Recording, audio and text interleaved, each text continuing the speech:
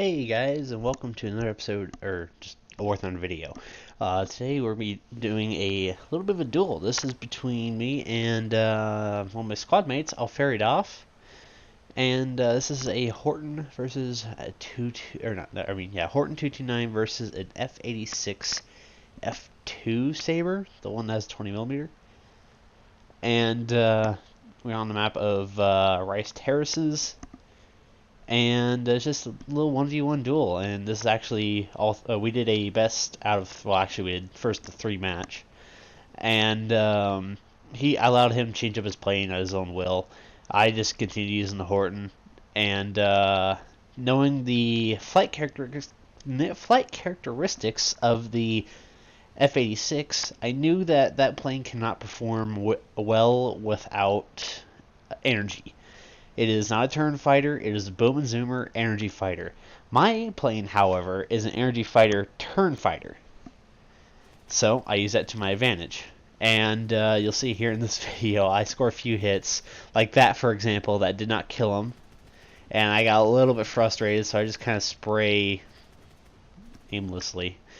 It's kind of embarrassing now that I'm watching it. This is post-commentary.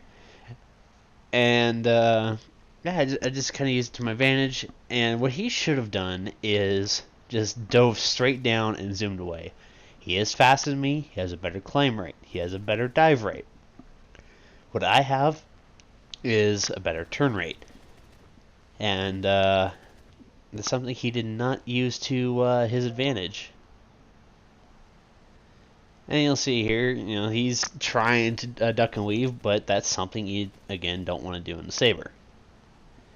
And all I'm trying to do is, literally, I'm actually flying defensively here. I'm not trying to be offensive. I'm only taking shots of opportunity. I'm not trying to get my nose around. I'm just trying to follow him. I'm not trying to absolutely go ham out, trying to get that shot off. I'm taking the shot whenever my nose is around, and I think I have the lead. Other than that, not so much. I'm just trying to keep on his tail, and that I'm doing pretty good. He actually does a smart move. He tries going into the vertical, coming back around, but again, Saber's lack of energy equals no performance at all.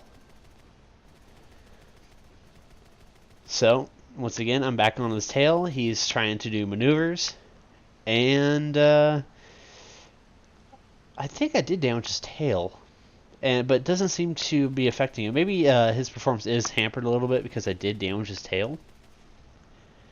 But overall, he seems to be rolling quite well and staying out of my sight. And I did actually try going a little bit crazy there, not to my style. I thought he was going to crash right here, but no. Very nice flying, getting really close to the ground, throwing me off for a loop. Almost rip off my wings there in a high G pull up. He rolls back over. I still pull up, get right behind him, roll back over, and right back on his tail. Very easy to do. He has to pull up because of the cliff face. He's trying to do a rollover, trying to get a good shot. I get more hits. Don't know how I didn't kill him here. I was a little bit frustrated. I'm literally firing in frustration right now. And I mean, at this point, I was a bit furious. I was a little bit salty. He takes it back down into a dive, which is something he should have been doing. I tried following in. He is starting to leave me. I know for a fact I can't keep up, but he is going into a turn now, trying to evade, but that's something you should not do against a Horton. Does left turn, goes into a right. Not sure what I hit, or I hit his elevator again, actually crippling it, and right into the cliff. And that is game 1-0. And now, after a short conversation I had with him, he actually decides to exploit one of my biggest fears in the Horton. And you'll see here. And my biggest fear in the Horton is, wait for it, the F8F Bearcat. This plane scares the literal shit out of me, just because it's, let me explain, props versus jets. Props will win most of the time. Reason why I say that, props are slower, props can turn better, props can usually outdo anything jets can, because jets are primarily boom and zoom energy fighters. Bleed the energy off a jet, you're a free kill. And, well, he tries doing the typical thing people do in F8Fs. And that is try turn fighting. Turn fighting and try bleeding the energy off the jet and getting on its tail while the jet's trying to regain its energy in a dive or something of the sort, thus equaling an easy kill for the F8F. The 20 millers on that thing are very brutal. Now, I did not actually score a single hit on him, and I'm a little bit irritated. And right here, he tries going into a stall fight, but one thing about the Horton, you should realize the stalling speed of the Horton is 91 miles an hour. This thing takes forever to stall. And you'll see it right here. I'm just now starting to stall, and actually I'm at 80 miles an hour. And there we go, I'm still on his tail. Now, you guys probably wondering, how the hell am I able to keep up with him at this slow of a speed and still maintain some maneuverability? One, the Horton's very maneuverable at low speeds. Two, I have my combat flaps down, and I've been sort of fluttering my air brake. The air brake on the Horton is incredible.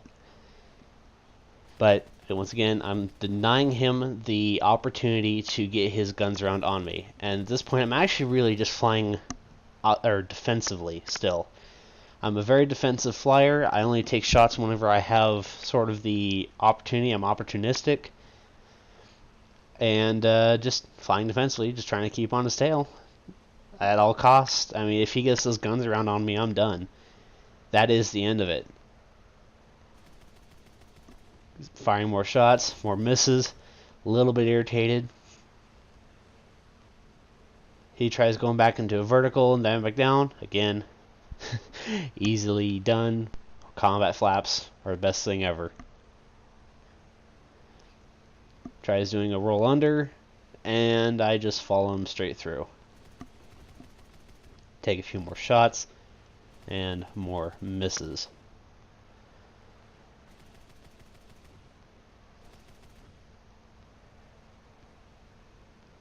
He tries going back down into a dive. I still once again follow him through. And he's trying to kind of roll around on me, but he does not have the energy or speed in order to actually do any complex maneuvers on me.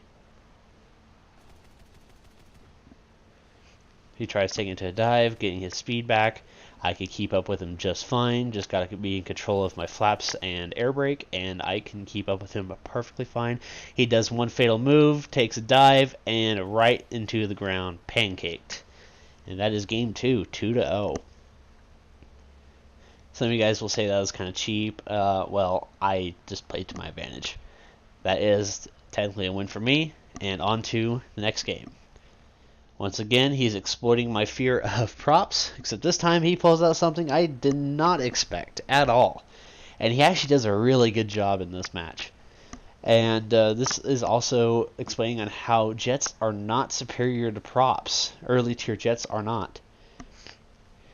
He's in a BF-109 F4, the American captured BF-109. That threw me off for a huge loop. And this is a good example of why props are not superior, or props are superior in some ways to jets. And you'll see I show the two aspects of it in this match. I'm way high up. I decide to roll over and to get a dive on him. He's able to turn within me, and I'm able to get onto him. But again, he's going in on a head-on. I do not want to face an F4 on a head-on. I would have probably not come out on top knowing my luck with head-ons. He actually was able to get a couple shots off, misses, but still he was able to get shots off and he was able to get on my tail. I noticed that, so I go into a straight dive. An absolute straight dive. I know for a fact he cannot follow me into a dive, so I use my speed to my advantage. That's about the only thing I've got over him right now, is speed. Other than that, he's got me in turning radius, he's got me in stall speed, he's got me in, he even outguns me. I've only got 230 mils, which is a nice loadout, but not against MG151 cannons. especially considering they have a high rate of fire. So I go ahead and do my loop back, my normal stall fight tactic, and boom zoom tactic. Already as it is, he's already on my tail and trying to go head on with me. He gets a couple shots. If I would have taken that head on, I would have been fucked. That would have been the enemy right there. So using it to my advantage, notice he's at no energy, but I'm also at no energy. So converting my altitude back into energy, reach 500 miles an hour, pull back up,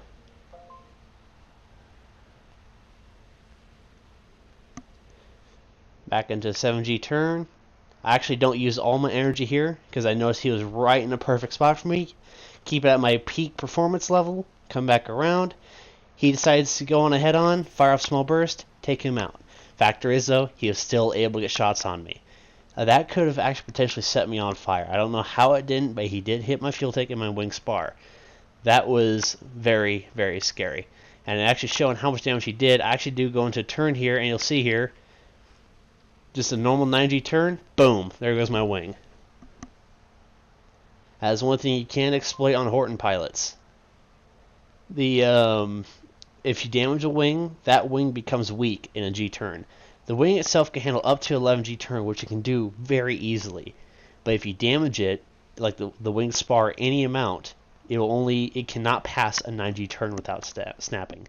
That is one thing you can exploit, and that'd be the end of the game. Hopefully you guys enjoyed, and I will see you guys in the next episode.